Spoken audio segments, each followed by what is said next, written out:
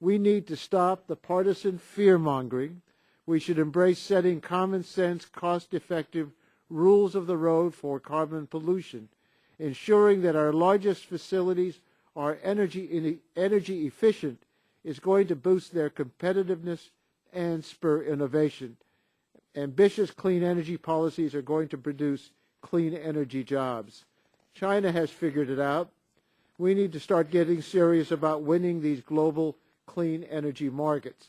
I look forward to hearing the testimony of our witnesses, especially Debra Seligson from the World Resources Institute. She is an expert based in China and can tell us what's really happening on the ground there, and I'm pleased she's here with us today. I yield back the balance of my time. Thank you very much, and at this time we will go to our panel of witnesses. We have with us this morning Mr. Stephen Kopitz, who's Managing Director for Douglas Westwood. We have Mr. Fred Palmer, who's Chairman of the World Coal Association. We have Ms. Debra Seligson, who's Principal Advisor, China Climate and Energy Program with the World Resources Institute. And we have Mrs. Mary Hutzler, Distinguished Senior Fellow, Institute for Energy Research. Once again, I welcome you to the hearing. We appreciate your being here. We look forward to your testimony. And Mr. Kopitz, I'll recognize you for 5 minutes of your opening statement. Be sure and turn your microphone on. The push button, is it? All right. Mr. Chairman and members of the committee, I am deeply honored for the opportunity to appear here before you today to discuss China's oil and gas markets. Our firm, Douglas Westwood, is a leading consultancy in market research covering oil field services offshore and in difficult-to-access markets like China and Russia, among others. I manage our New York offices, and I am solely responsible for any opinions expressed herein. Let's begin with China's oil demand. China consumes 10 million barrels of oil per day on global consumption of about 88 million barrels. China is already the second biggest consumer of oil in the world, as the chairman has noted. How will China's demand develop? The historical record suggests that oil demand evolves quite similarly across a range of countries, with demand ascending an S-curve as a country motorizes. China entered this S-curve around 2005, and we forecast China to reach steady-state consumption in the 2025 to 2030 period. At that time, we would anticipate China might have per capita oil consumption around that of South Korea, implying demand in excess of 50 million barrels a day. That contrasts to the U.S. with 19 million barrels of consumption today. Further, we see China surpassing U.S. consumption levels around 2018. As for China's oil supply, China's conventional oil fields are mature.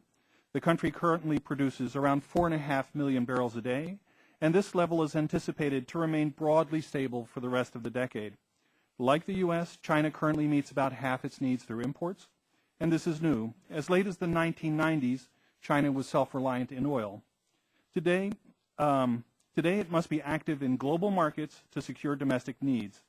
Indeed, it has to obtain about an additional 1 million barrels per day each year just to keep up with demand. And the situation will deteriorate markedly in the coming decade. By 2020, China's dependence on foreign oil may be as much as 80% versus an anticipated 40% for the U.S. China's vulnerability is a cause for concern for that country's policymakers. Turning to natural gas. China consumed 3.9 trillion cubic feet of natural gas in 2010. The U.S. consumed 6 times as much. China's per capita consumption is even lower, about 1/26th of U.S. As a consequence, there is considerable scope for rapid consumption growth of natural gas in China well past 2030. China's natural gas demand surged 22% last year, and growth has averaged nearly 15% over the last decade annually. We anticipate this pace to continue. This would imply demand doubling to 2015 and nearly quadrupling from current levels to 2020. China's natural gas production has tripled in the last decade, from 1 trillion cubic feet in 2000 to 3.3 trillion cubic feet in 2010, a growth rate over 13% per annum.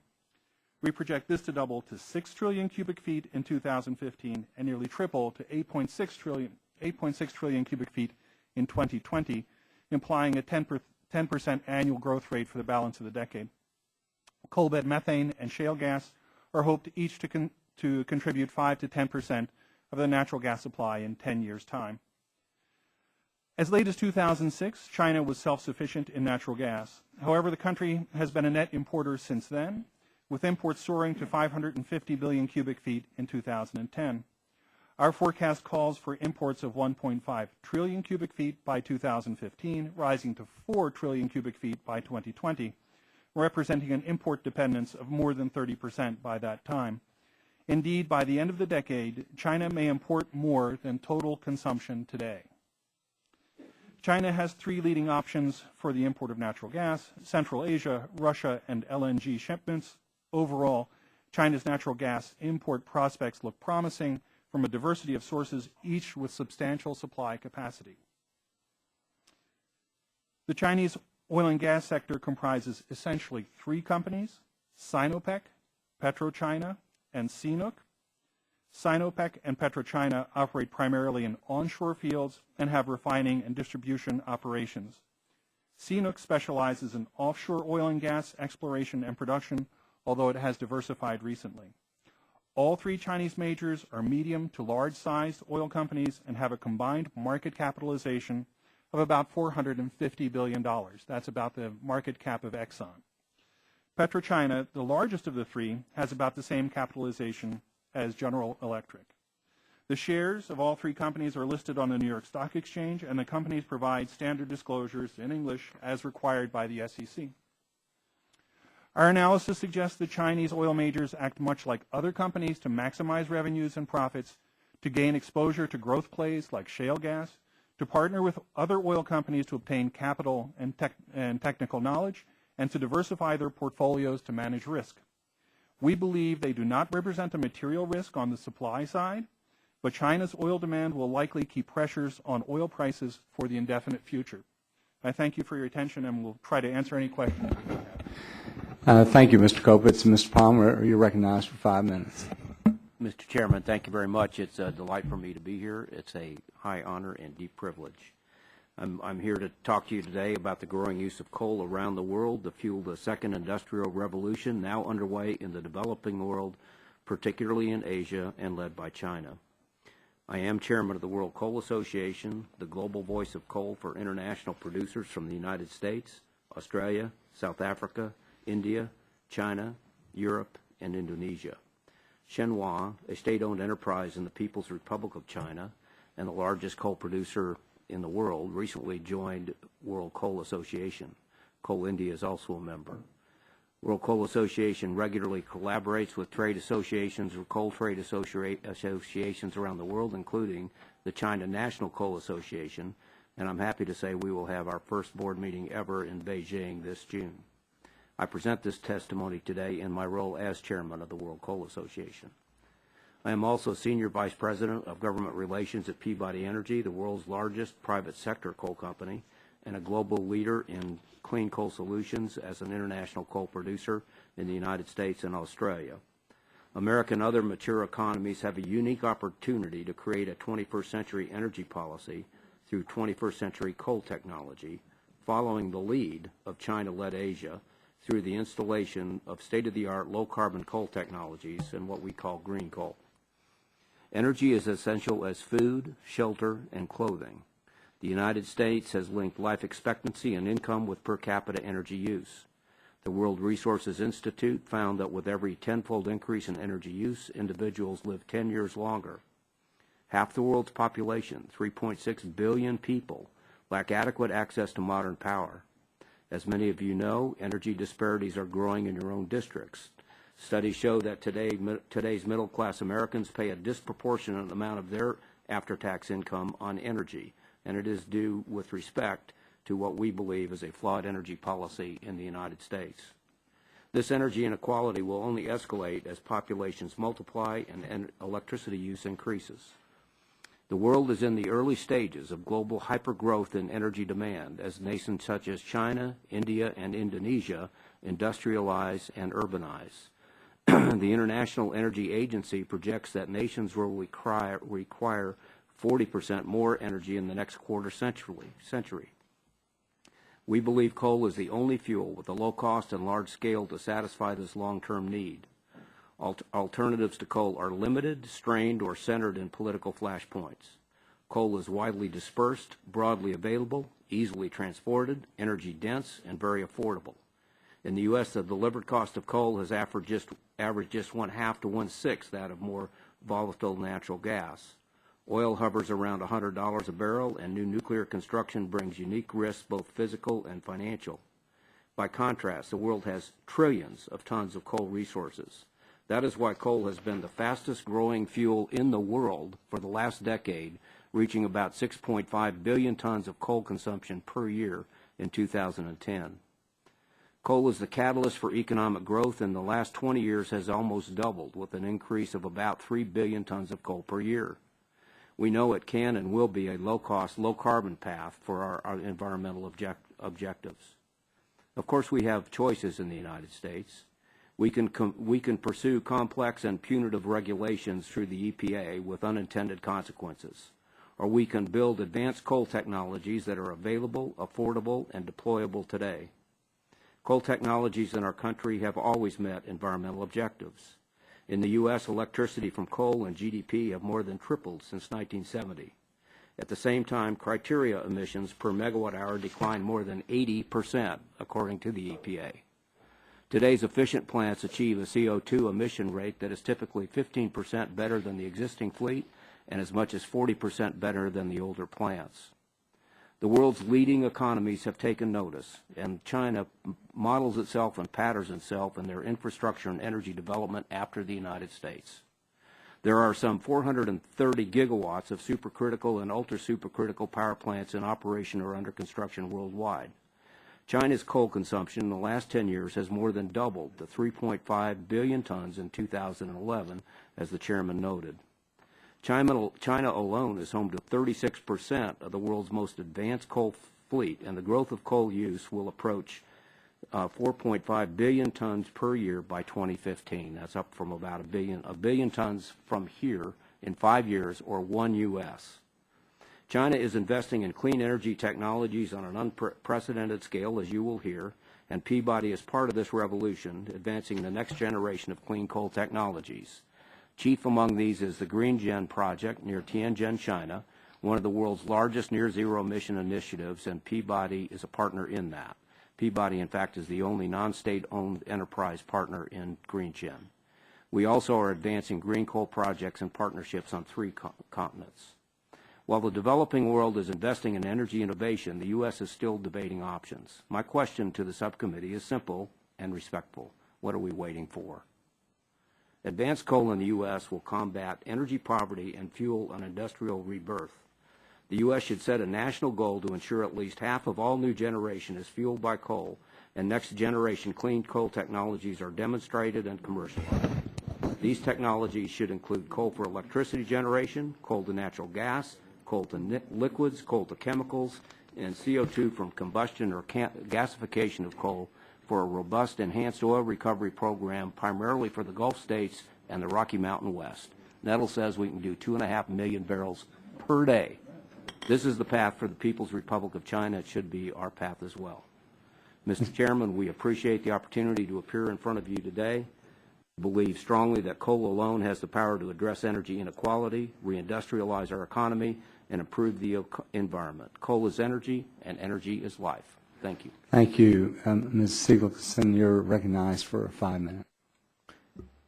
Thank you, Chairman Whitfield and members of the committee, for inviting me to testify here today. My name is Debra Seligson, and I'm Senior Advisor to the World Resources Institute's Climate and Energy Program based in Beijing.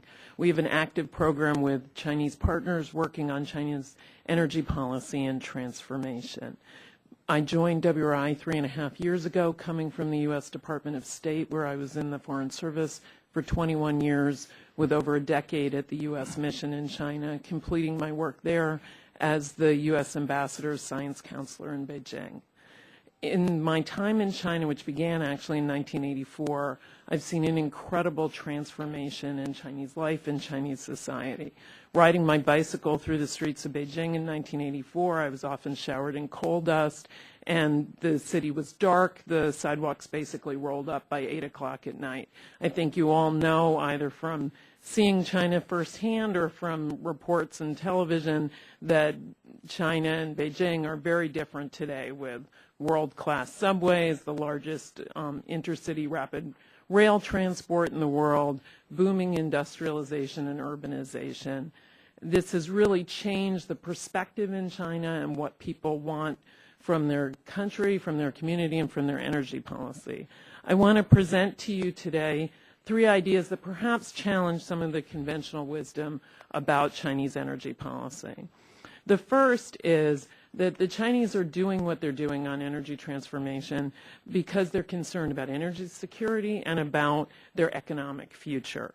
Secondly, China's energy policy will have the result of curbing fossil fuel use over time and expanding the use of multiple alternative sources.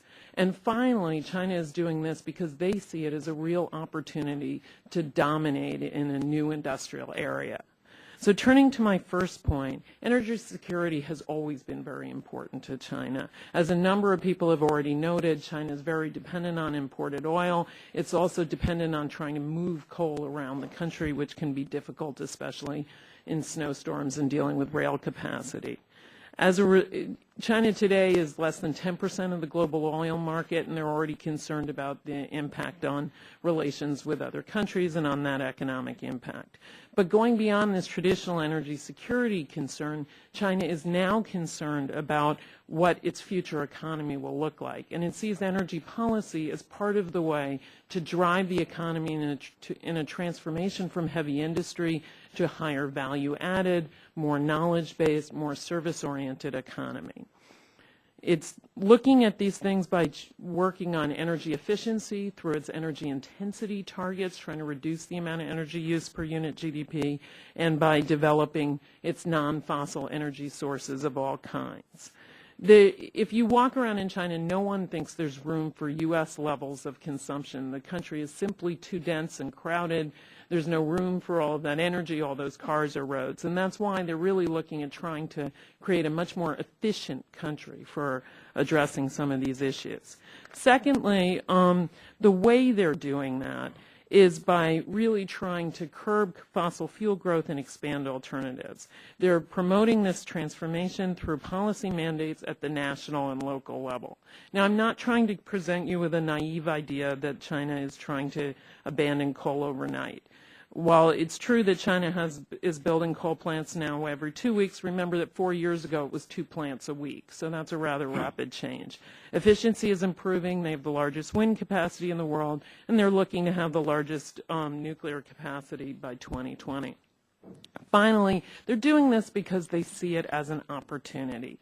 China missed the Industrial Revolution. It was late to the IT revolution, and they see this new clean energy revolution as one where they can be first and they can do very, very well. If you think about an area like electric vehicles, China sees this as a solution to its imported oil dependence and a way to domesticate its vehicle fleet. It also sees other countries as fairly late to the table in this area and a real opportunity. We've talked about its leading wind and solar industries. They're looking now at whether they should perhaps be doubling their solar goal again in this 5-year plan. They're leading in carbon capture and storage for a time when they may need to control the carbon emissions from coal. So they're looking across the board. But in conclusion, let me suggest that while China sees energy policy as critical to its economic future and it wants to dominate this global industry, this is not a game where the U.S. is going to be left out unless we choose to. This is a game where we can win. We are a world technology leader. We have the skills and the innovation hub to do it. The question is, do we have the supporting policies to make that possible here at home?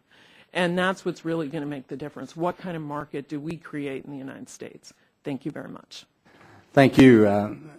Ms. Hutzler, you're recognized for 5 minutes. Okay. Mr. Chairman and members of the committee, thank you for the opportunity to appear before you to discuss China's energy portfolio. I am a senior fellow with the Institute for Energy Research, a nonprofit organization that conducts historical research and evaluates public policies in energy markets. Secretary Chu and other officials tell us the U.S. is losing the race with China regarding clean energy. That is a very narrow picture of the energy situation in China. China is not leading a clean energy revolution, but instead is leading a global race for all fuels, to fuel an economy growing at 7 to 9% per year, and to provide a better life for its people. China has a goal of producing 15% of its primary energy consumption from carbon-free energy by 2020.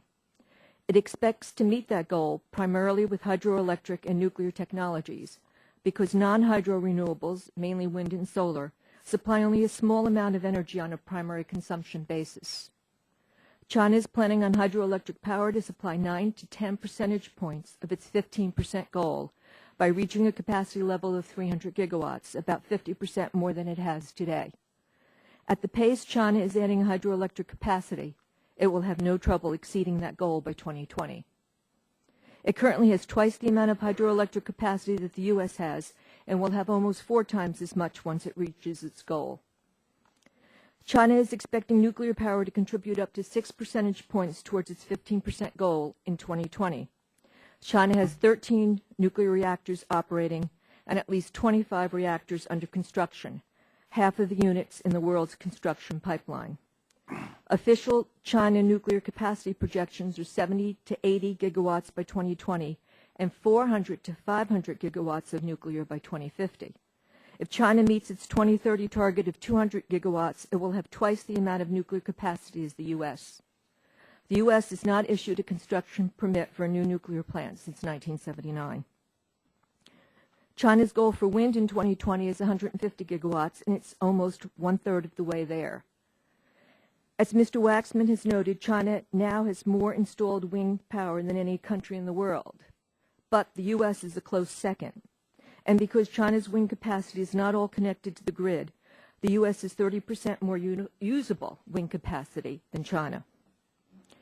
China has 1/4 the solar capacity of the U.S. and generates a mere 1/100% of its electricity from solar. Though China does not have much solar capacity, it leads the world in solar cell manufacturing, exporting 95% of its production.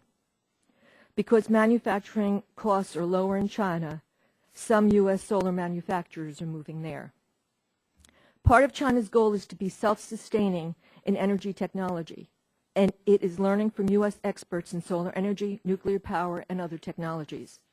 For example, China has a goal to enter the global nuclear marketplace by 2013, just a few years from now. China relies on coal for over 70% of its energy and over 80% of its electricity.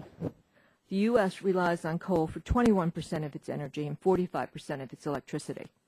According to the Energy Information Administration, China will be heavily reliant on coal 25 years from now, generating 74% of its electricity from it.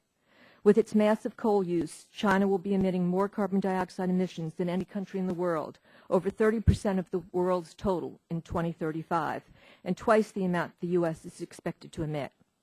China passed the U.S. in CO2 emissions years ago and recently in energy use.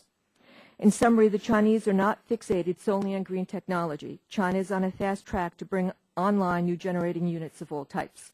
Because China is endowed with a sizable amount of coal resources, and because coal is the cheapest energy source in China, coal-fired generating additions will far outpace those of other technologies. Thank you. I will be happy to answer any questions. Well, thank you, Ms. Hutzler, and thank you all for your testimony. We appreciate it very much. Mr. Palmer, I believe you said that world energy demands will increase by 40% by the what year? 2030, 2030. Now, in my view, it's impossible for the world to have any chance of meeting its electricity demands without using coal anytime in the near future. Would you agree with that, Mr. Kopitz? I would indeed. Mr. Palmer? as certain as the lights in this room. Ms. Seligson? There are technical ways, but it seems unlikely that that'll be the choice that people make. Ms. Hutzler? Yes, it will. Okay. Now, One of the things that I'm concerned about is we all recognize with that kind of increase in demand, we are going to have energy from all sources. But I genuinely believe that this administration is adopting a policy to penalize fossil fuels. That's my belief, just from the action being taken at EPA, particularly when you consider how clean our air already is compared to the rest of the world. It looks like we are adopting a policy to penalize fossil fuel. And I'm concerned about that because of the increased cost of producing electricity and for us to remain competitive in the global marketplace as we try to seek jobs and to grow our economy. Now, Ms. Hutzler, we've heard a lot about China's moving forward, making great strides in wind power and solar power.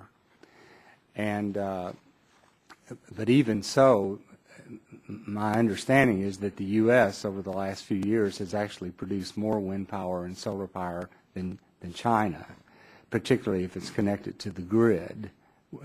Would you agree with that? Yes, certainly in terms of Okay.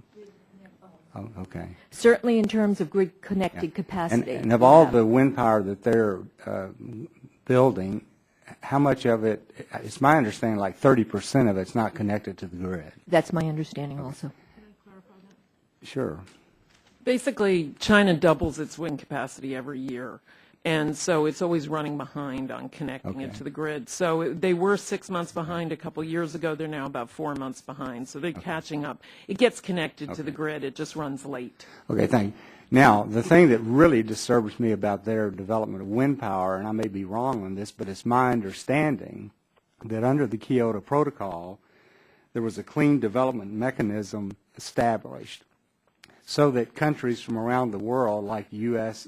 and other countries, their taxpayers would pay into this fund, and that other countries would be able to utilize that fund to develop wind power, solar power that would not be built without that fund. And so China, who has one of the strongest economic engines out there in the world, is taking taxpayer dollars from Americans to build wind power and solar power in China through this fund. Is that correct, Ms. Hutzler, or not? Yes, my understanding is that's the way that China started their wind program. So the U.S. taxpayers are subsidizing China's development in wind that many people in this country are applauding China for doing. Is that correct? That's correct in terms of them getting off the shelf in terms of building wind power, yes.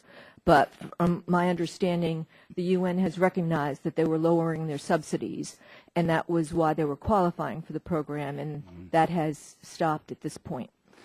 And then I read an article, I guess just in the last few days, that the World Bank is going to limit funding for coal-fired power stations, and it says primarily bowing to pressure from green campaigners to radically revise its rules, that the World Bank is planning to restrict money for coal-fired power stations. Now, I'd like for somebody to explain how are we going to meet our electricity demands worldwide if we're going to stop funding coal-powered plants? Mr. Chairman, if I might. Yes. I think the World Bank ought to be careful what it asks for, because there's a bank called the Asian Development Bank, and like everything else in Asia, with the growth of wealth there, the World Bank over time will become irrelevant if it gets out of the business of funding developing nation fossil projects, because there will be Asian banks that will absolutely do that.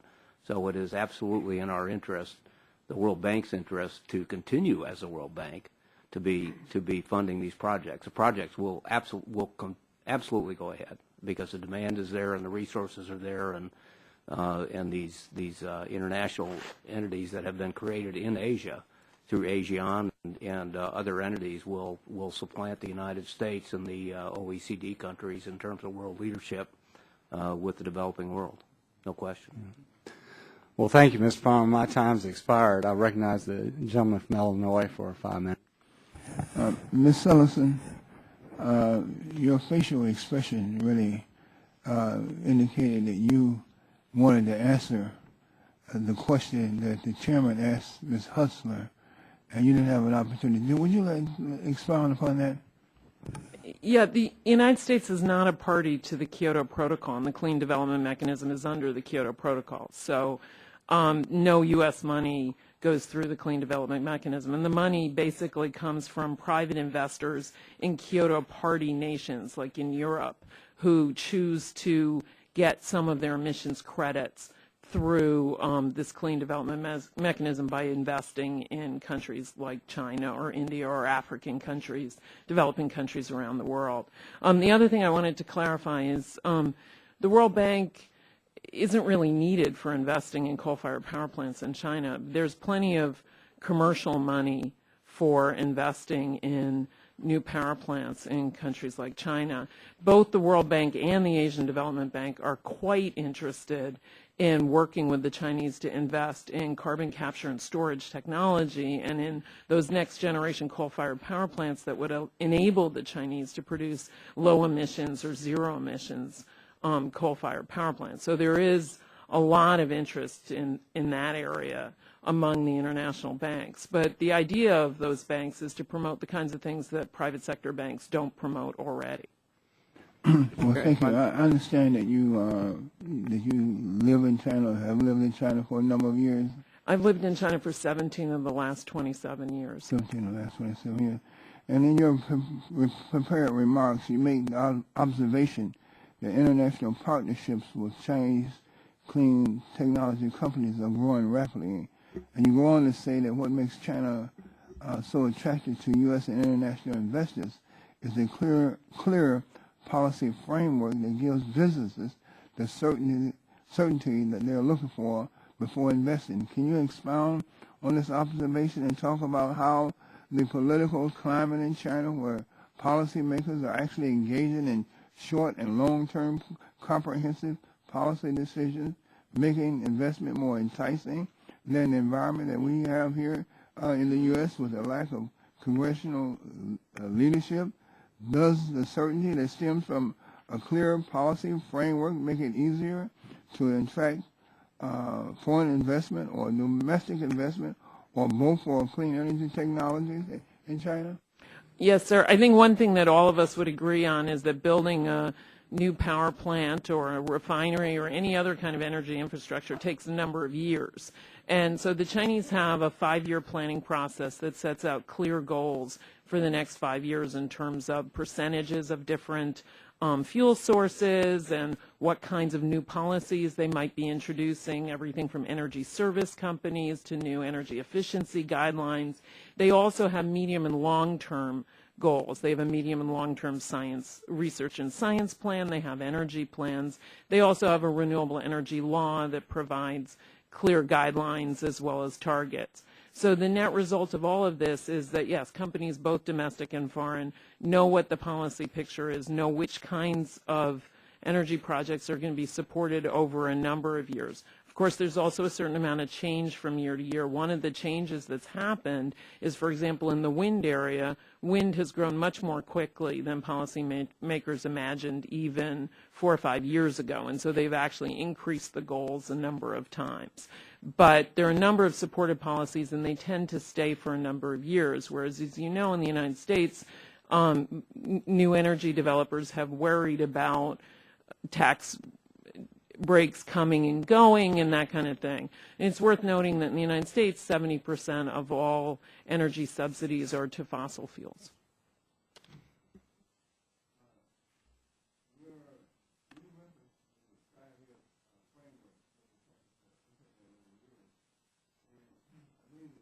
On their 12th 5-year plan to reduce energy intensity, sulfur dioxide, and chemical oxygen demand, or COD. Can you tell the subcommittee if the Chinese have been successful in meeting these goals set forth in their reduction plans? Have they fallen short, met their expectations, or exceeded their expectations? And how have the Chinese been so successful if they met this goal? How have they met these goals? The Chinese almost met the goal for energy intensity. They got 19.1%, and the goal was 20%. It's a good sign that they were so clear about being just shy of the goal rather than trying to sort of meet it. They actually exceeded both the sulfur dioxide and the COD goals in the last 5-year plan. The 10% goals were exceeded by both. And that was an extraordinary victory for the Ministry of Environmental Protection, which is China's newest ministry. It was only reached ministry status in 2007. In earlier years, they'd had much more trouble enforcing their environmental targets. And this really reflects a change in Chinese society and in Chinese government in just the last 5 years in focusing much more closely on these types of environmental goals. Thank you. Mr. Terry, you're recognized for 5 minutes. Thank you, Mr. Chairman.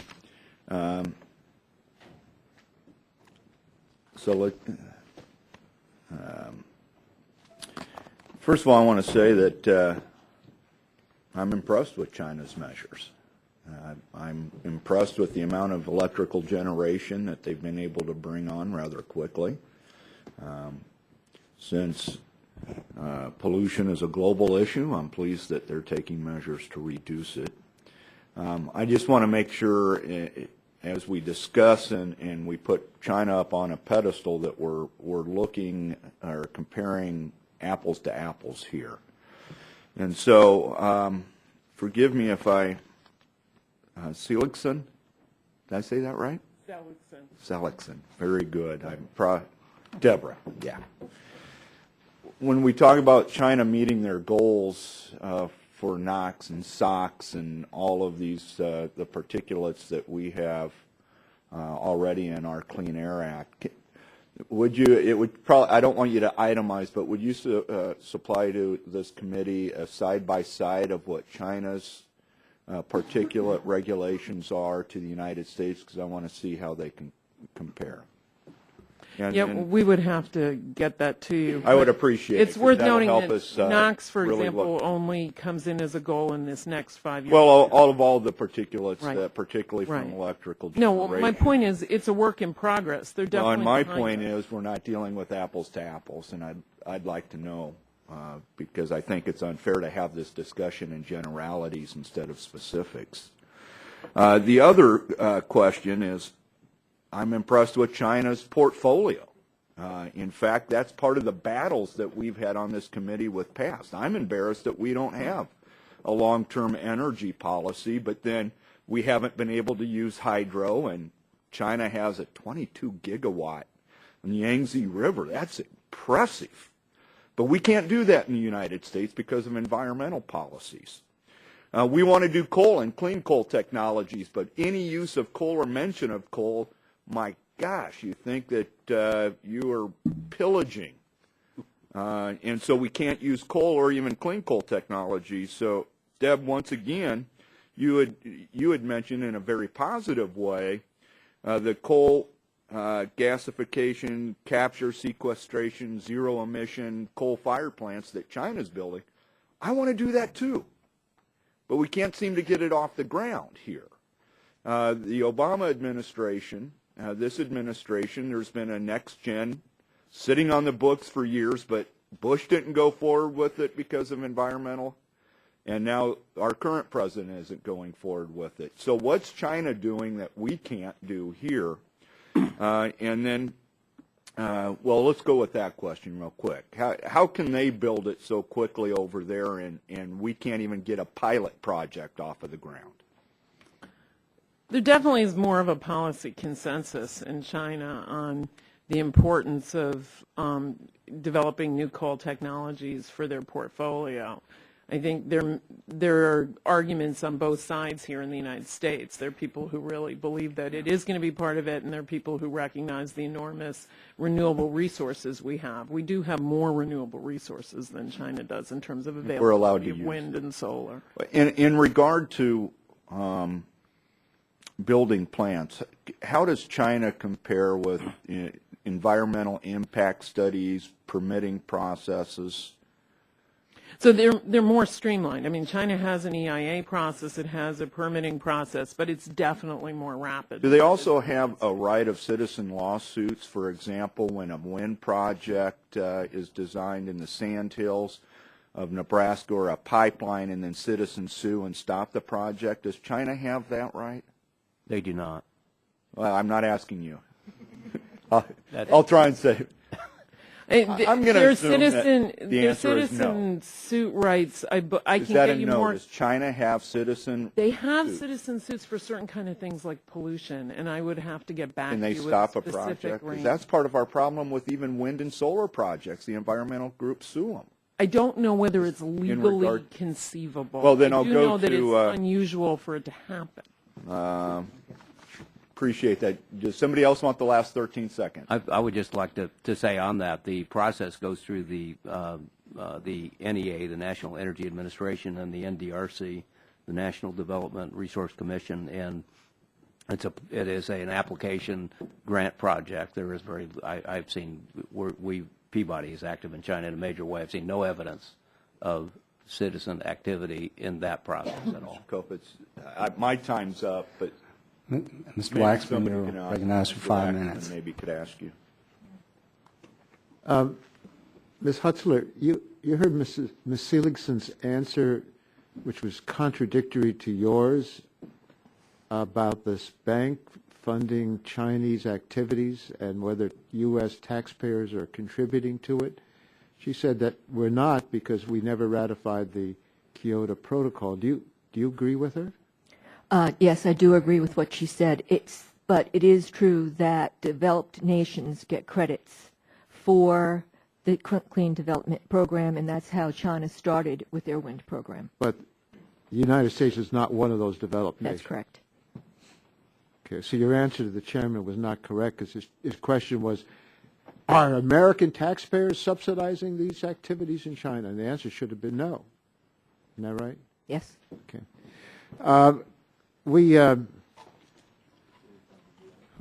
The chairman said something that the government has policies that penalize coal. What policies does the U.S. government have that penalizes coal? Mr. Palmer? There's a great controversy right now, Congressman, over the Environmental Protection Agency's proposed rules for particulate emissions from coal plants and also greenhouse gas emissions. Do you think those were set in place to penalize coal or to protect the public health from particulates which can be a danger to? Mike Morris, who's the chairman of AEP, analogized it this way. He said if you took the convention center in Washington, D.C. and filled it with ping pong balls, what EPA is trying to do is take out one ping pong ball, and we have done. In other words, the EPA. I'm not finished, Congressman. Yeah, but I want to ask you this. I'm going to finish my answer. No, it's my time, and you'll answer my questions. Okay. And my question is this. Is the EPA not going against other sources of particulate matter? And only going after one? I gather the ping pong they're going after is the coal ping pong. The studies is that a fair action statement? with the coal plants would result in a 15 to 20% increase in electricity rates in the heartland of the United States, damaging manufacturing, lost employment, and hurting people in their Is there another way we can reduce the particulate matter? Well, or should we ignore the harm it does to public health? Well, first of all, Congressman, the issue of harm to public health is contradicted by recent figures that came out last week that show more people living better, living longer in the United States, even as coal consumption. You're really not an expert on public health. You are a representative of the coal industry. I would submit to you and to anybody watching this that the U.S. EPA has an obligation to deal with particulate matters which get into the lungs and can cause disease, and whatever the source may be. So I don't think it's particularly singling out the coal industry when the EPA says that they want some technology that's already available, the best control technology, to be used. But it's interesting. I haven't heard in these discussions the idea that China's not doing anything. That's what we usually hear. China's not doing anything, so why should we?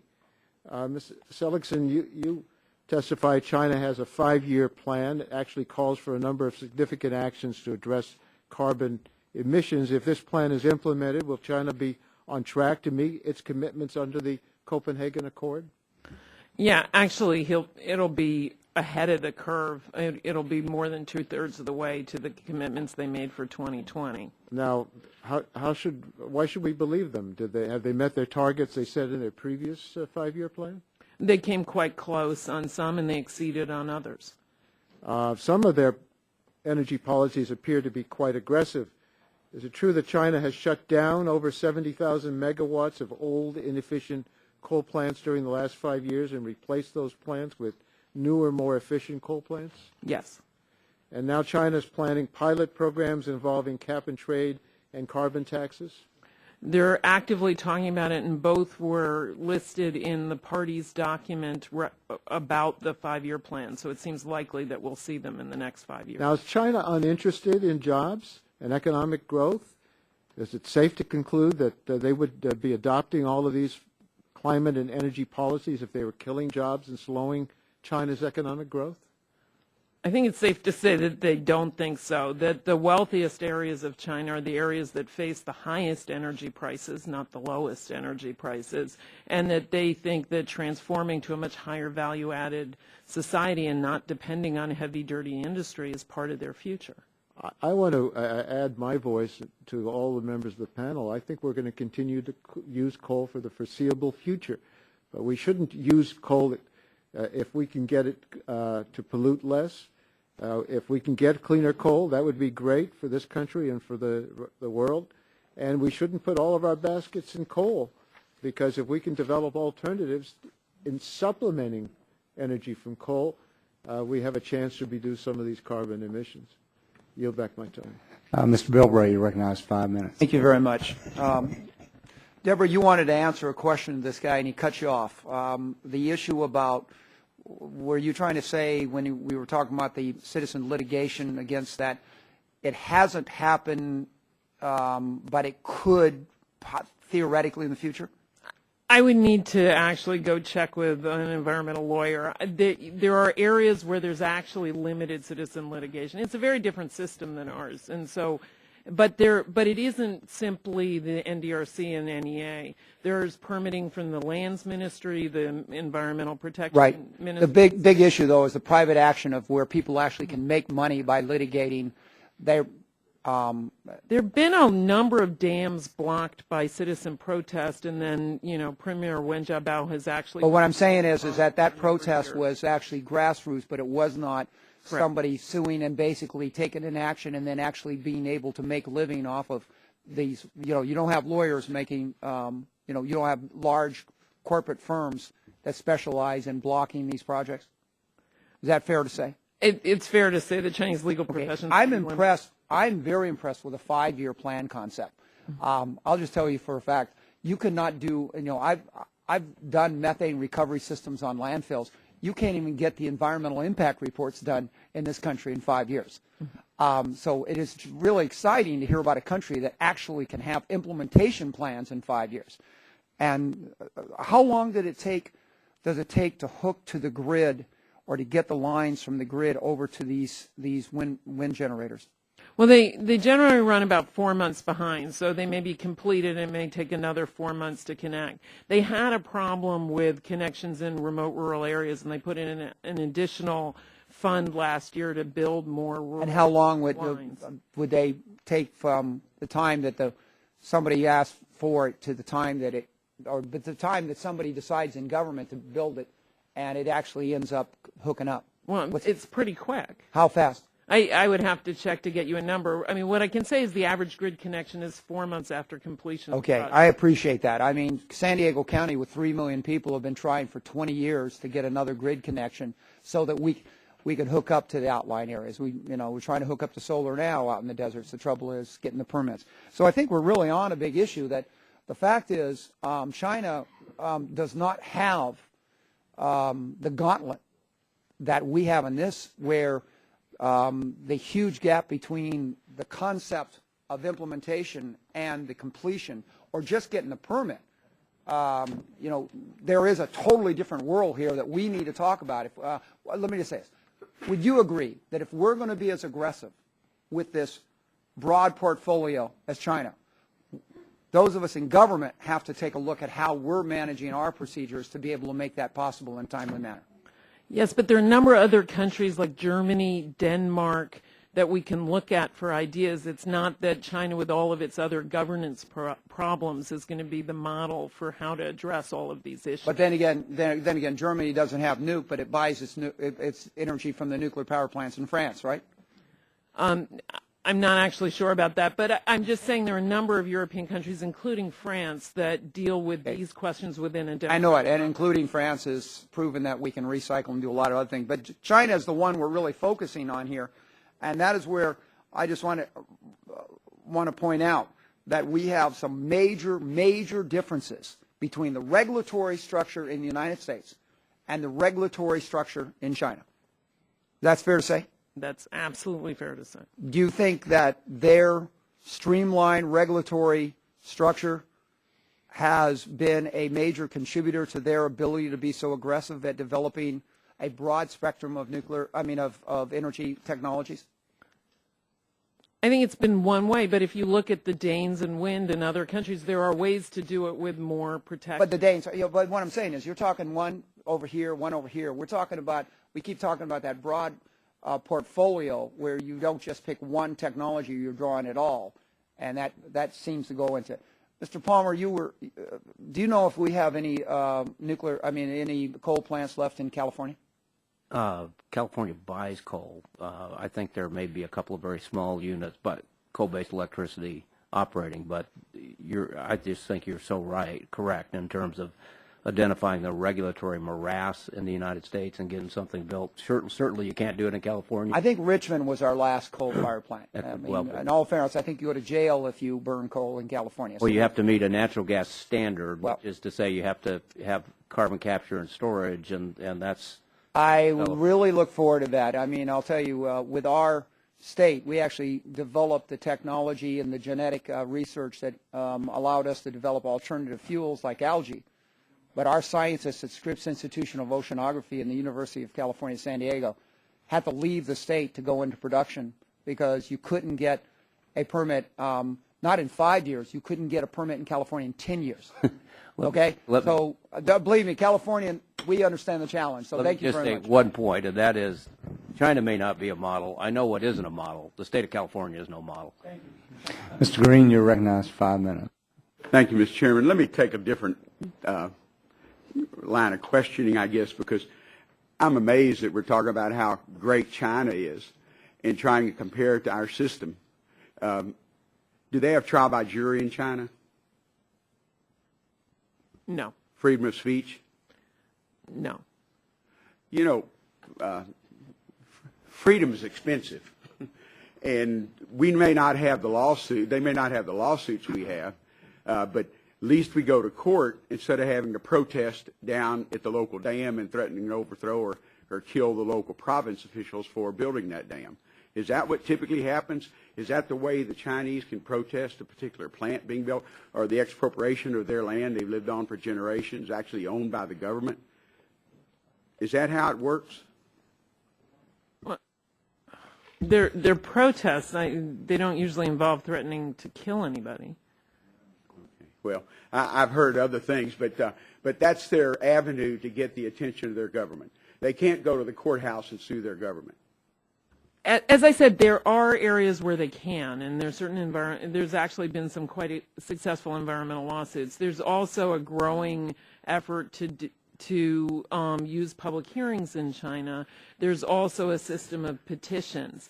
But it's a work in progress, and the Chinese would be the first to say that they're trying to improve their governance in this area. It's not that they have a perfect system. Well, and I'm not, but obviously we don't have a perfect system, but I think if you have a command economy, you lose a lot of freedoms that I think both sides of the aisle we would enjoy, and we enjoy in our country. So I think comparing how Chinese make a decision, that may work in China, but it really doesn't work with the history we have in our country since 1776. And so I think holding us up to, they're a command economy. If the leadership in China is sold on a certain idea, that's what they do. Is that correct? It's more complicated than that because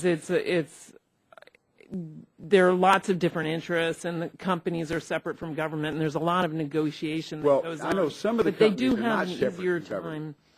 State-owned enterprises are separate from government ministries, and they do rival with each other quite a lot, actually. Well, I guess it's a free enterprise economy, which is truly free enterprise and not controlled free enterprise. And I guess that's what bothers me. Ms. Hustler, this chart that you put up from the Energy Administration Institute or administration, and I was a business major and went to law school, so I have to admit numbers kind of sometimes get in the way.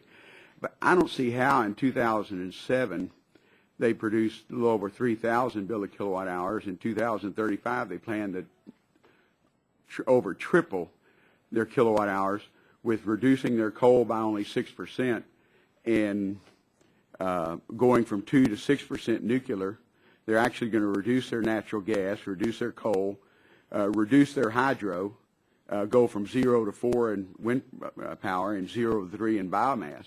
Seems like the expansion is actually in things that we know we want. We want wind, we want solar, we want biomass. But I wish I could tell you we're going to ever be able to turn on the lights in this room with wind, solar, and biomass. So I don't know. I'm going to find out where these numbers come from, because I think some of them are questionable, because it just doesn't seem like it adds up, that they can over triple their kilowatt hours by reducing from the traditional sources, whether it's coal or natural gas, and even only tripling their nuclear power, because now they only have 2% nuclear power, and they're going to 6%. Do you know how much nuclear power our country produces? And we haven't built a plant since the 80s. I think we only produce about, 20%, 22%? That's about right, yeah. 20%. So even at 22%, we're way far ahead of China is right now. That's right. Power. Yes. I know China, they have some natural gas from around the Xi'an area, because I was there a number of years ago, but they were pretty inefficient. I don't know if they've discovered additional natural gas that's domestically. I know they're buying a lot of it. In fact, they're bidding up the price around the world. I also know they're buying coal. Can China produce enough domestic coal to generate? No. They have they are now a major coal importer, yeah. and that is new. There was a time about 7 or 8 years ago when the fear in the seaborne market was that China exports would swamp, but they're very opportunistic. Well, and I'm almost out of time. Let me ask something. Those plants that China's building that are new coal plants, we know we build coal plants today much cleaner and better than we did 30 years ago. What are they doing? Are we just not replacing our coal plants? Yes, that's correct. They're building supercritical plants at a very fast pace, but we're building coal plants at a very slow pace, if at all. We've built more in 2010 than since 1985, but then it's only about 6 gigawatts. They build 10 times as much as what we do in a year. And, Mr. Chairman, I'll close by saying I guess if the President and his cabinet could decide they're going to build a coal plant in my area and not have to go through any of the local regulations or anything like that, and even take the land that I own to do it, which sometimes you can. But again, they're a very command economy as compared to a free enterprise and freedom economy that we are accustomed to. Thank you, Mr. Chairman. Mr. McKinley, you recognize 5 minutes. Mr. McKinley, you recognize 5 minutes. Thank you, Mr. Chairman. Ms. Hustler, I've just a couple quick questions on thing. Can you compare the average wages for a Chinese worker and an American miner? They're vastly different. The Chinese work for a near fraction of what they cost. Both in the same sector, in both the mining and energy yes. production in China would be, I'm told, as much as a factor of 10 to 15 times? I would believe so. Do you have a sense of how many families are dependent either directly or indirectly on coal production in America? No, I don't have that number, but I can get it for you. Have you seen that report that was produced apparently by the EPA that said that of all the greenhouse gases were fully implemented under the Clean Air Act, that the global temperature would only drop less than 1/10 of 1 degree? Yes. Mm-hmm. And so, do you, from your viewpoint, is it worth all the expenditure and the distraction from our manufacturing and our base to spend that kind of money for less than a tenth of a degree? From my viewpoint, no, it's not. Thank you. Maybe the question was asked, but if I could try again, because I didn't hear all the questions on it. Do you have a record, or someone published anything about the number of coal-fired, these supercritical facilities in China, say over the last 5 years? Do we have a sense? I've heard as much as 1 a week. I've heard 4 a month or 2 a month. Is there a reliable source of information on that? The source I use is the National Energy Technology Laboratory, and they're saying it's probably about 1 gigawatt a week, which would be 1 or 2 plants. 1 if it's a gigawatt, and 2 if it's 500 megawatts. And who provided that? The National Energy Technology Laboratory. Is that the? Thank you for bringing that subject up. You're aware that the president's budget slashes their research by over $800 million on coal technology? No, I wasn't. Mm-mm. Yeah. For someone that we want to out-innovate, out-produce, we're going to slash the very thing that could create cheap. I'm just curious in that little bit of time. It just seems to me kind of self-evident with the Chinese energy production. They have little environmental constraints on their water discharge, their greenhouse gases, their particulate matter, their fly ash. Their wages are a fraction, like you just pointed out. Their health care is poor. Their retirement pension plans are almost non-existent other than government run. Their monetary system is being subsidized. Why do you think we keep using China as the poster child for energy? Well, probably because people would like to look at them as leading the clean energy race. But as I tried to point out, they're leading the race in all fuels, and they're doing that to make a better life for their citizens and to keep their economy growing at the fast pace that it's growing now. At the detriment of their people? No, I think you need all fuels. Really? Certainly. Can you share with it, because one of the issues we're facing here in America, obviously, is the issue of fly ash, that the EPA is a knee-jerk reaction to a dam collapsing in Tennessee, and they want to make it a hazardous material, treat it as a hazardous material. How does China treat its fly ash? I'm not an expert on that. Maybe Mr. Palmer might know. Since you spent 17 of your last 27 years, what are they doing with fly ash in China? I don't know. I'd have to check. I can get back to you. Okay. And if the production of power, if we don't have the ability to recycle fly ash, what do you think would happen to the price of power in America? It would increase dramatically. Thank you. Yield back my time. Thank you. Does the gentleman from Massachusetts seek recognition? Gentleman's recognized for 5 minutes. Thank you, Mr. Chairman, very much. Ms. Hutzler, we're really making tremendous gains in wind power in the United States. 27,000 new megawatts were installed in the last 4 years, and that's quite a number. Do you expect to see that growing dramatically in the years ahead? Yes, the Energy Information Administration sees about half of the increase in capacity in renewable technologies to come from wind. So what do you think by 2020 we could have? If it's 27,000 in the last 4 years, what do you think we could see by 2020 in installed wind capacity? I don't think they're projecting that, even though the increase is large, that'll get more than 50 or 60 gigawatts. Additional gigawatts? No, that's total. Oh, so you're saying that... so it's only about 20 gigawatts Only extra. 20, you mean, so you're saying we've already passed the peak in terms of new wind installation? Probably. Yeah. Well, I think you're 100% wrong on that. And how about in solar? How do you see solar going? There was 1,000 new megawatts this year. The solar industry says it should be 1,500 this year. Last year it was 1,000 new megawatts. 1,500 new megawatts this year will be installed, and they're predicting 2,000 megawatts next year. Do you see that slowing down too after next year? No, actually, solar they have increasing more, but that's because we have very little today. We only have about 1 gigawatt today. So do you think we can have, well, there was 1 gigawatt installed in 2010. Right, but we have more than that. 1.3, something like that. It's not a huge amount. So what do you see by 2020, the installation for solar?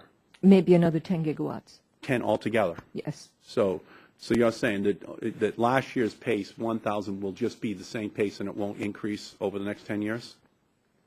Well, I'm saying it's going to increase, but not No, at I'm saying the same rate. you only see 1,000 a year. Is that what you're saying? Actually less. You see less than 1,000. Do you see the price of solar coming down over the next 10 years with the global investment in China and other countries, or do you see it staying the same?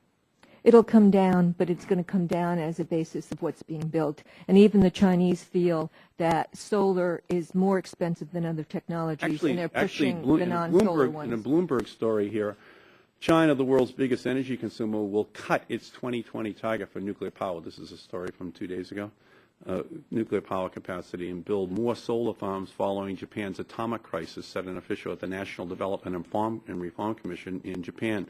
It is going to cut its goal of 80,000 megawatts by 2020, and instead it is going to dramatically increase its goal of 20,000 megawatts of solar. It's going to dramatically increase its goal by 2020 in China. So don't you think that the totality of all of the investment that's going to be made in China and Japan now and other countries is going to dramatically lower the price of solar and make it more competitive and not have it just be a grand total of 1,000 per year every year from now on, but maybe 2,000 or 3,000? You don't think that's going to happen? It has a long way to go. It's about 3 times as much as other technologies, I understand that. and even So more than that if natural gas. If the price is cut in half, you still don't. If the price is cut in half, do you see any increase above your 1,000 per year projection? There might be a slight increase, but it's going to be very difficult to get it down to that You're level. a very pessimistic person technologically. You know, really, it's like talking to maybe the owner of a typewriter company in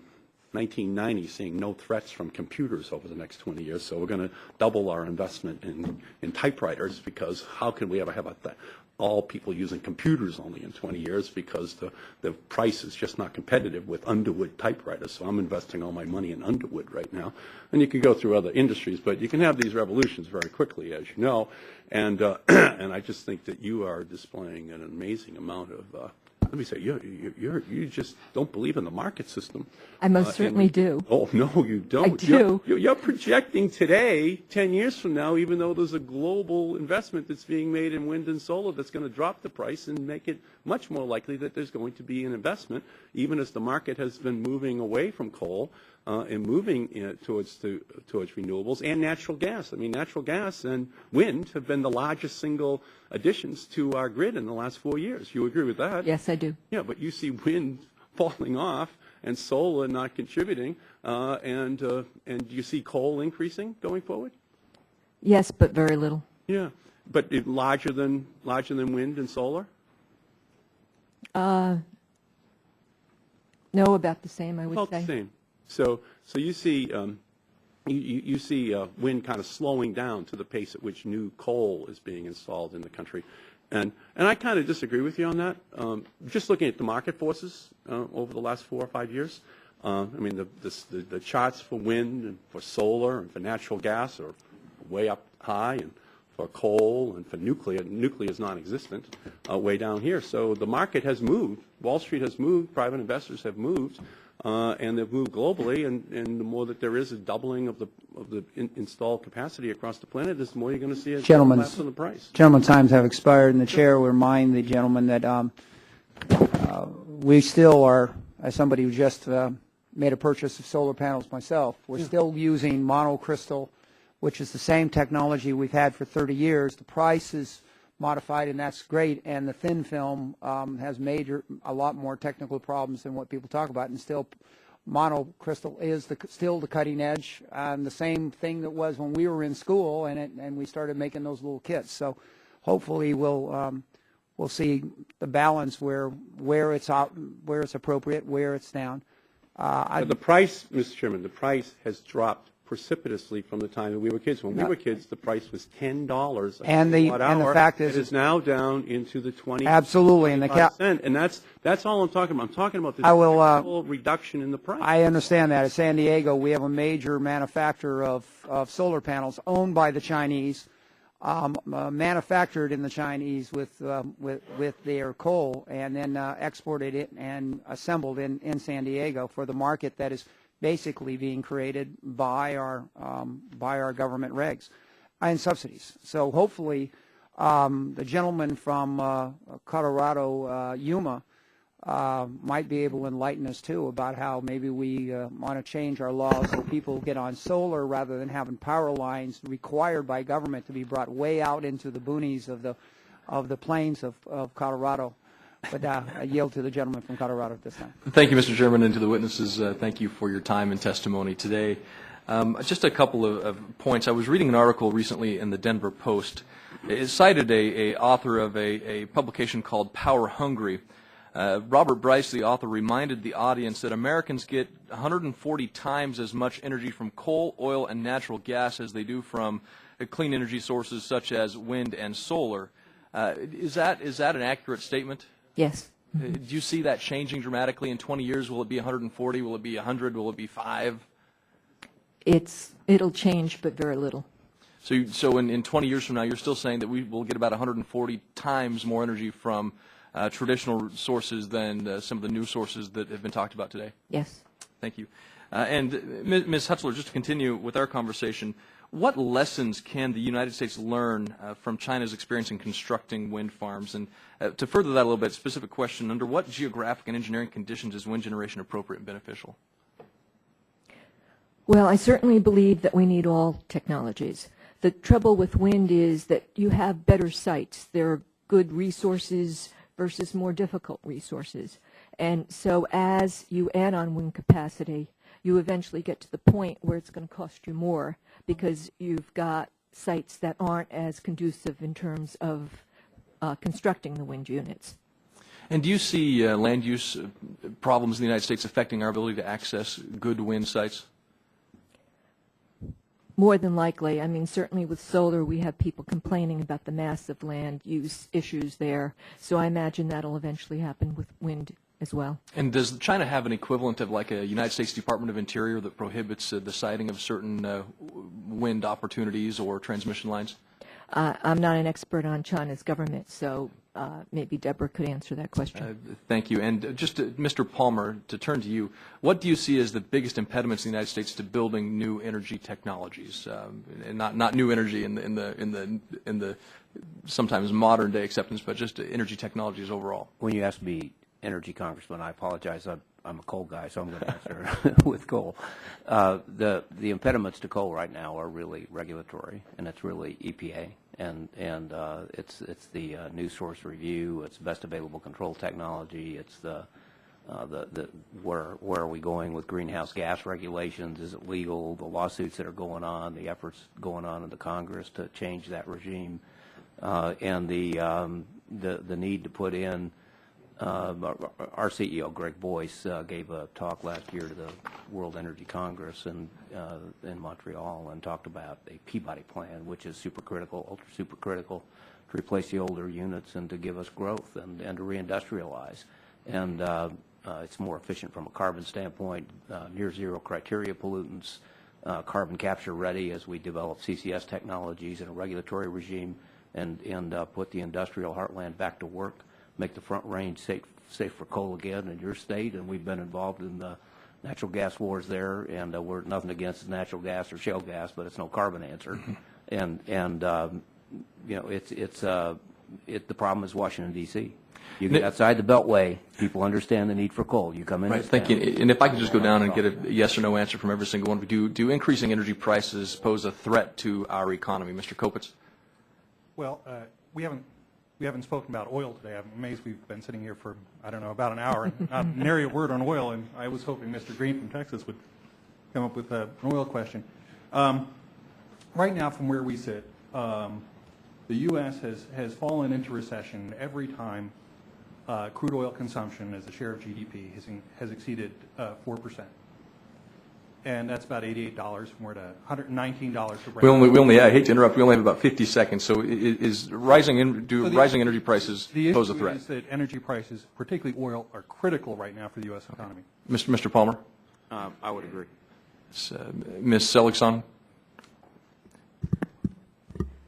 without proper policies, it can be a problem, but there are ways to plan. So the answer is I yes. don't- Rising energy Well, prices you know, pose a the threat truth to our is economy. China has coal prices above the world average, and it's doing okay right now. So I think there are indications that it. If that depends what increases, else they'll they be do. fine then?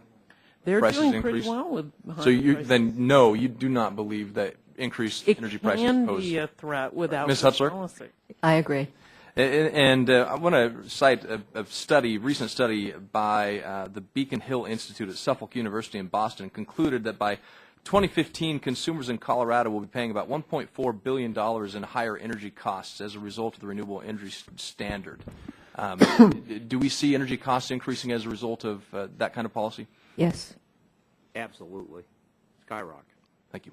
Gentleman's time has expired, and the chair would just say those of us from California really feel for your pain in Colorado. Now, at this time, I'll yield to the gentleman from Kansas. Chairman, I'm happy to talk about oil here in just a second. But first, I want to just make a comment. I heard Mr. Markey say to you, Ms. Hutzler, you're a pessimist because you didn't believe these things would happen. We've been investing taxpayer money in wind and solar since the Sin Fuels Corp. I can go back to the ages, and the typewriter is still around. That is, the energies we've been using for a long time are still around, and everything that I see from everyone on this panel suggests they're going to be around for an awfully long time. So you're duly noted that your pessimism is appropriate given the reality of the energy situation I think that the world faces. Ms. Seligson, you said I think that 8% of the coal plants in China have been taken offline and replaced. Is that right? Was that the right number that I read from your testimony? Yes. And that's not a similar phenomenon has not taken place in the United States? By government mandate, yeah, yes. Right. And so what is it that's prevented us from doing that in the United States? It's what has stopped the United States from taking older coal plants offline and putting newer coal plants online? It's not the way our laws are written. Right. So it's regulatory burden. Well, no, I mean, this would be an additional regulation if you did this. It's the So opposite. you're suggesting mandated. Today we're doing just the opposite. We're penalizing companies that want to take off old power plants and want to put on newer, more efficient plants. Is that correct? Let me give an example. Mr. Palmer, maybe you can help me with this. Today there's a plant in Kansas called Holcomb Plant. We've been trying to get Holcomb online in Kansas for a long time. Our former governor, now creating havoc at Health and Human Services, stopped it. We're now started to move forward. EPA has stuck their ugly hand in the cookie jar again. They are trying to put on a newer, cleaner technology. Can you tell me what it is besides EPA that is stopping Holcomb from moving forward? It's first of all, in my past, before Peabody, I was coal supplier to Holcomb. I knew the guys that built the first unit, and I had a great relationship. I love Western Kansas, and I won't go into that, but it's near and dear to me. Secondly, it's all about carbon, full stop.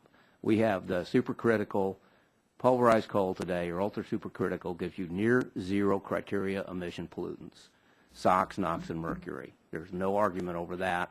It's state-of-the-art stuff. It's more efficient on carbon, but it's a carbon agenda. It has been since it started. It is right now. It will continue, and that is what is holding up the next generation in the United States of America of coal generation, is this fixation on carbon emissions above everything else as the driving policy here, not in China, in the United States. And that is what is preventing Western Kansas from having an additional unit for Holcomb, and that electricity would go to the Front Range, and Tri-State, who is a part of my past as well, was going to build that transmission line, and they've been in the carbon wars on these plants since Governor Sebelius stepped into it, and now she skipped town and she's here, but it's a bad day for Western Kansas. And it's a bad day for the U.S. when carbon emissions govern our lives every day, and that's what's going on. Thank you. I appreciate that. Now, let me just ask you a different question. Is there anything equivalent to EPA's new utility MACT rules in China? Yeah, there's reviews for what all. Would that be? So well, it's I mean, so they equivalent? do it independently. They close the old ones, and then they have requirements on the new ones, including EIA for all new plants. If by chance the Chinese were going to follow the rules and there were utility MACT rules, you say they'd still be able to build these new plants? The answer is no. They can't. I mean, Holcomb's going to be shut down by these new utility MACT. Well, the point is the Chinese just shut down when they feel it ought to be shut down. I bet right. Precisely. Precisely. A government agency shutting it down. That's what's. unfortunately not happening here. We are not allowing new technology to move forward, at least in Kansas. I've been to the Chinese oil fields, most all of them. I've spent a significant amount of time there. Are there any regulations, whether they're local provincial regulations or national regulations, on fracking in China? I don't believe there are yet. It's one of the things they're looking at, and they have a cooperative agreement with DOE that they signed during President Obama's visit to China 2 years ago. Do you think there'll be better compliance with those new fracking regulations than, say, with IP rules today? China's compliance in most areas of environmental governance has improved considerably in the last 5 years. As I say, their ministry is new. This is a new area, and the rate of increase is quite impressive, but how fracking will work, I think it would be a little too early to tell. I would also note that the Chinese don't see climate change goals as in any way contradictory with all of their other energy and environment goals. Climate change is the first Thank you, Ms. Seligson. pillar in their My five-year time plan. is up. I yield back the balance of my time. No speakers on this side, so I'll yield to the gentleman from Virginia, the Commonwealth of Virginia. Thank you, Mr. Chairman. I was interested in Mr. Congressman Green's comments. I think he missed some of the sarcasm on this side when he thought we were holding China up as the example. I think the point was that so many of my colleagues were asking questions about China doesn't do this and China doesn't do that, and then they were being sarcastic when they said, well, don't you think it would be great if we did that? Because I think that everybody understands that the Chinese have a completely different governmental system than we do. But we're getting a little tired of having the administration, the current administration and its allies come in here and say, well, China's great and you ought to be like China. Because we're not going to move 22 million people out of their ancestral home areas in order to have a more efficient hydroelectric system. And we're not going to do some of the things that China has done. All we're asking for, I believe, speaking for myself, is that we have some reasonable regulations and not unreasonable regulations, and I don't believe the Chinese are anywhere near our regulatory scheme. And in that regard, Mr. Palmer, can you tell me, are the Chinese anywhere near our regulatory scheme when it comes to coal, since you're the coal guy? No, and I want to put in context my comments about Yes, sir. China, and because I do go to China, and I have high admiration for what they have done there. I'm not in here talking about political systems or ideology or any of that, but I see a society that believes in energy supply for people to raise people up and out of poverty, and I think that's what we ought to do here. In terms of the specific question on the regulatory regime, they have they have decided as a matter of national policy, they have an ability to do it directly. They have the money in the bank that they've amassed over very shrewdly over a period of time. They are putting in state-of-the-art clean coal technology. That is what they're doing. And they are driving carbon capture and storage research and development in this Green Gen project that we're in, and that's what they're doing. From that standpoint, from the standpoint of getting our regulations right so we can use our own technology, we are state-of-the-art in terms of technology. We know how to do these things. That's our point, is that the value, the people value associated with low-cost, abundant, always available, reliable electricity as opposed to high prices and scarcity are values we ought to adopt, they've adopted, and we had it before. But right now, in Washington, that is not popular to talk that way, period, full stop. And we think that needs to change. That's why we come at it the way we do. And if we continue down our regulatory scheme, you anticipate that we'll have some scarcity or high prices? Absolutely. It's designed to do that. And if you look at the ideology behind the environmental community, and you go back 10 or 20 years, it's absolutely designed to do that.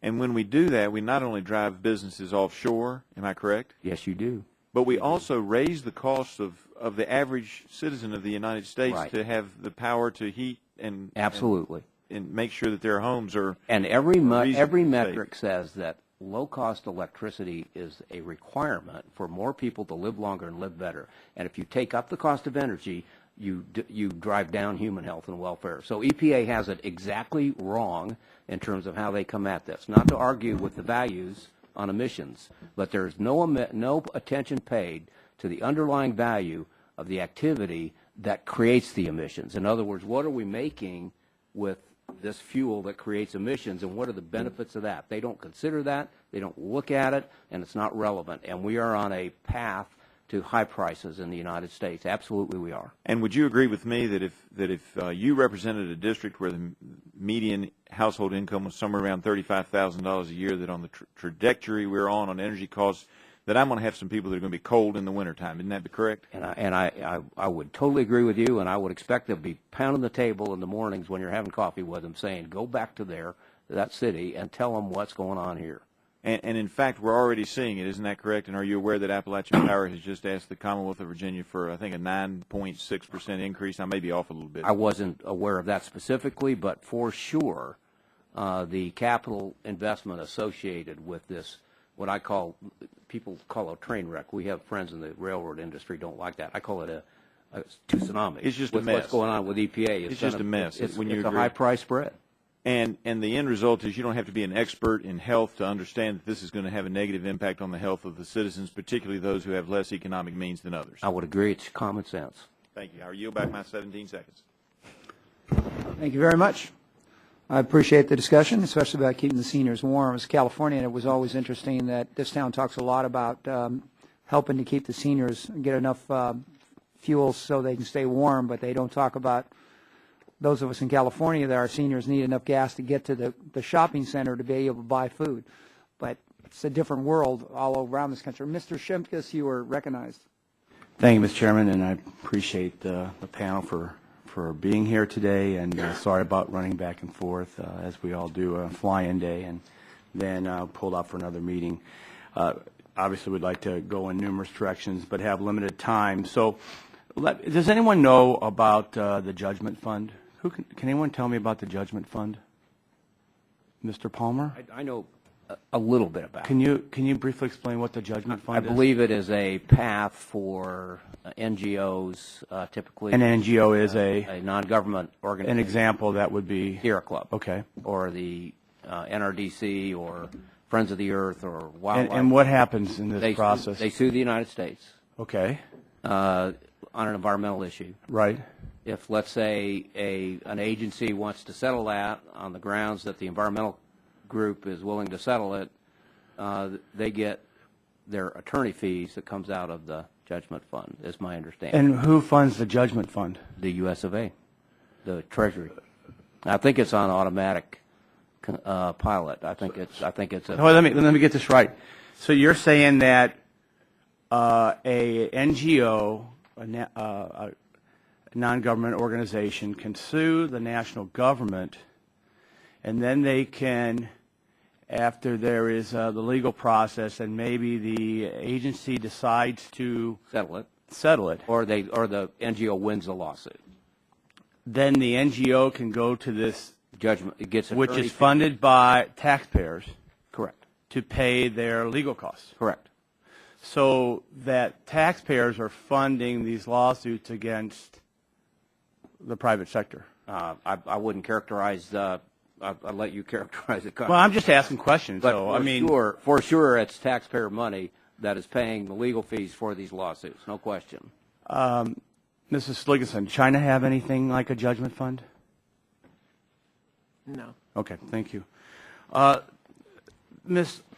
Hutzler, I kind of like this. We do, we've been preaching all the above energy strategies. I think you mentioned that in some of the question and answers, that what China is doing is trying to have more energy across the board, whether it's renewable, whether it's nuclear, whether it's coal. And I think it's important to put in perspective that this is 2035, 10,000 billion kilowatt hours, 74% still being produced by coal, but that 74%, even though it's 80%, has to be much more coal use. Is that correct? Yes, exactly. Do you have a percentage of the increase in electricity generation by coal for China in 2035? No, but I can get that for you. But it's massive. It's pretty massive. Yes. And that's based upon the other question you had about a gigawatt of coal-fired power plant every week, correct? Yes. And those are the stats we've used here for the last couple of years, so I find those very similar. The regulation was also discussed by my colleagues back and forth, and anyone who wants to answer this, if there is uncertainty of future regulation, what does that do to the capital markets to build new facilities? Anyone want to take a stab at that? I think in our space, Congressman, in the context of the utilities, and you can talk to co-ops, you can talk to Ameren in St. Louis, you can talk to AEP, you can talk to Southern Company, but they look at the framework and they say, I've got to put in $300 or $400 million on a 250 or 300 or 400 megawatt power plant, and I've still got out here greenhouse gas emission potential. And so in a public, I'm sorry to cut you off, but in right. Limited time, the Morning Energy reported that the National Air Quality Standard for ozone, boiler mac, toxic standards for power plants, coal ash rules, and climate regs, final report should be due August 1st, 2012. Does that discourage? Freezes everybody in their tracks. It freezes people. Right, freezes them. Yeah. So the old units continue operating that are inefficient. No, you can't upgrade them because you got to go through. Well, and it's interesting because we talked a lot about supercritical power plants, and we're working with one now that is state of the art, high tech, and they're being frozen because of the transport rule. New reg, new power plant, state of the art. Unsure whether they can start because of transport. Let me interrupt, I'm sorry, Mr. Kopitz, because you've been pretty quiet since I've been up here. I was real interested in this because it really kind of addresses the same issue about percentage increase. You project China's oil demand exceeding 50 million barrels per day in the 2025-2030. That's correct. What do you? And so, how are they going to do that? They're not. What you end up with is in 2030. The range of forecasters put it at 105 million barrels a day that we can do. China's about half of global demand growth. So if you take that, you just can't make the numbers work. So that super tanker coming from somewhere, China's going to bid against us if we don't do energy security here in this country. They're going to buy up the world demand. They already have. OECD. I mean, the world supply, I should say. Yeah, OECD consumption since the beginning of the recession is down 5 million barrels, and non-OECD consumption is up 6 million barrels. Great, thank you. Mm-hmm. Thank you, Mr. Shimkus. Mr. Scalise, you're recognized for 5 minutes. Thank you, Mr. Chairman. I appreciate you holding this hearing, and we spent a lot of time today going through the various changes in China's energy needs and how they're planning to meet it. I know many of us on this side are strong proponents of an all-of-the-above energy strategy for the United States. I've been very disappointed by this administration's failure to embrace that same kind of approach. In fact, frankly, I know more right now based on your testimony, about the things that China's planning over the next 20 or so years than I do about how this country is going to meet the energy needs based on mixed messages we've gotten from the President, especially just over the last few weeks. Of course, I represent an area of South Louisiana where we're still reeling from the impact of the President's permatorium, his refusal to let our people go back to work drilling safely in the Gulf of Mexico. Gas prices have nearly doubled since President Obama took the oath of office, and I think the fact that they're still holding so many vast reserves away from production in America. The President said last week he wants to reduce imports by a third, and yet the week before that he said he wants to drill in Brazil, and the weeks and weeks before that he refuses to let our people go back to work drilling safely. And these are companies that had nothing to do with the BP disaster, companies that were drilling and exploring for energy in a very safe way that are not going back to work. In fact, 12,000 jobs have been lost because of the President's refusal to let them go back to work drilling safely for domestic energy. So, Mr. Kopitz, if you can talk about what you see in terms of the impact of especially the President's actions here in America, and specifically as it relates to the Gulf of Mexico with the refusal to have a real consistent policy that lets people go back to work who never had any safety issues, and the jobs that we've lost from it and the energy security we've lost from it. Yeah, the EIA forecasts production in the Gulf of Mexico to drop 600,000 barrels a day from May 2010, so that's immediately following Macondo, to May 2012. That's 11% of U.S. crude production. So that's a very, very material number, and I would describe that drop as catastrophic. The drop in exploration. What specifically would you categorize? The drop in production. So we anticipate. So this is government numbers. EIA anticipates U.S. crude oil production in the Gulf of Mexico to drop about 600,000 barrels a day from the day after Macondo to May 2012. That's 11% of U.S. crude oil production. And I know again, getting back to those mixed messages, yeah, what is about $30 billion. I think from memory it's $30 billion of economic activity. It's about $8 billion of taxes, and I calculated about 65,000 man years. Those are massive numbers, and clearly if the president wants to talk publicly about a strategy to reduce imports by a third, which frankly I think if we were actually utilizing in all of the above strategy that I know our chairman, that many of us here would like to see us use, we could absolutely eliminate our dependence on Middle Eastern oil. And of course, we've seen the volatility over there that's only increasing. But you don't get there by shutting off American resources and literally running these resources to other countries. We know we've been tracking the deep water rigs that have left America because of the president's policies. Mm-hmm. 2 of those rigs went to Egypt. And so you've got employers saying, I'd rather do business in Egypt than in the United States of America exploring for energy. And so I'll ask you, Ms. Hutzler, you had talked about, and I know you've done some studying on this, but when we talk about the looking long range and production, and the president is bragging today about how high production is. Of course, production today is really an accumulation of efforts and exploration over years and years, in many cases long before the president came into office.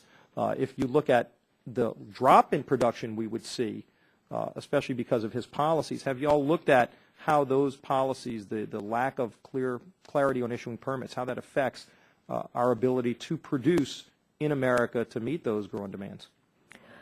I don't have a forecast on that, but certainly I agree with Mr. Kopitz that the Energy Information Administration has shown that offshore production in the Gulf of Mexico has gone down dramatically because we're not drilling there. Yeah, and again, I reiterate, we've lost over 12,000 jobs. Another company just went bankrupt a few weeks ago. And with gas as high as it is, you would think, we know we have reserves. These companies would be out there working 24/7, and in fact, because of the president's own policies, they can't even go back to work drilling safely. And I'll just reiterate, companies that had absolutely nothing to do with the BP horizon. These are companies who had great safety records, who are shut down today because of this president's policies. And then he gives these mixed messages, but we don't see a clear policy. And so I appreciate your comments and yours as well, Mr. Kopitz, and hopefully we can get an all of the above energy strategy. And I yield back the balance of my time, Mr. Chairman. Thank you, Mr. Seligson. I want to thank the panel today. We appreciate you being here very much. Obviously, the policies in China as it relates to energy has a direct impact on what we're doing in America as well as the rest of the world, and your testimony has been quite helpful. We will keep the record open for 10 days for any additional material, and with that, this concludes today's hearing, and we look forward to working with all of you as we move forward.